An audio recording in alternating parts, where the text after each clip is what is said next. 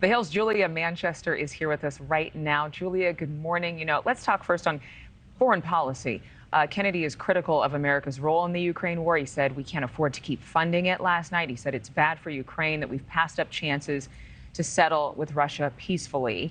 And he also said that we should focus on beating China economically, not militarily. Did he appear credible in terms of handling these global issues that a president would certainly deal with?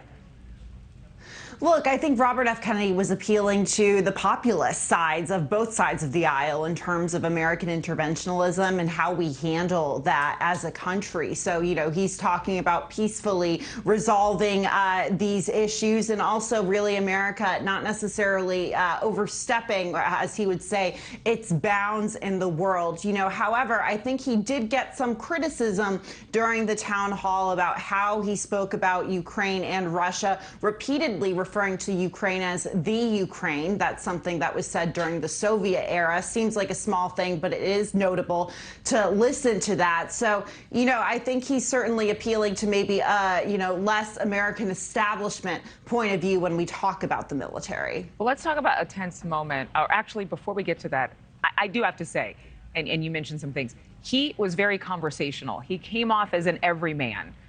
Don't you think that would resonate a lot with voters? Yeah, I think that would resonate a lot with voters. And I think oftentimes you hear this litmus test for politicians. What politician would you rather have a beer with, candidate A or candidate B? So, maybe that's the case for Robert F. Kennedy. But I think, a lot of that could be said for a lot of the other candidates as well on the Republican side. And I think many Americans, despite some of the criticism he's gotten, Joe Biden has certainly, presented himself as an everyman, a blue-collar man or someone with blue-collar roots. So I think that's something that smartly a lot of politicians and candidates certainly try to project. Okay, well, let's talk about this moment when a voter last night asked about Kennedy's appearance at an upcoming summit for the Moms for Liberty group, an event he's now withdrawn from. Let's listen. Explain to me why, as a Democratic voter, I should ever support you in a primary against any other Democrat when you agreed to speak before a group that wants to ban my marriage and tell other parents how to treat their children. I didn't speak in front of that group, and when somebody on my staff accepted that invitation, I was unaware of it. I need to interrupt you for 1 second.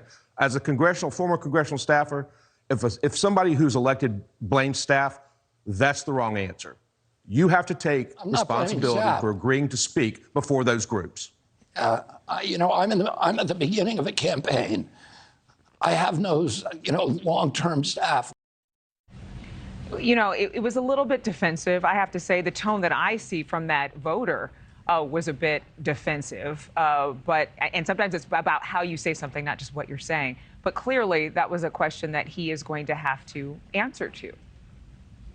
It's a question he's going to have to answer to, especially as he is being seen as a pawn for Republicans, quite frankly, and having, in his words, a staff member accepting an invitation from Moms for Liberty, which is a very conservative group out of Florida. Governor Ron DeSantis, for example, is very closely aligned with them. They're having a summit in Philadelphia this weekend where you see President Trump, Ron DeSantis, as well as Nikki Haley going to speak. So, having that affiliation, while you have this narrative surrounding you that you're essentially a pawn for Republicans, isn't great. And, look, in terms of him saying, oh, my staff member accepted that, it was a mistake. Well, I'm sorry, you're running for president of the United States, and that answer just isn't acceptable. And we heard that voter essentially push back on that. Now, in terms of Moms for Liberty, look, they're controversial. I think on the left, they see them as a hate group. We've seen that the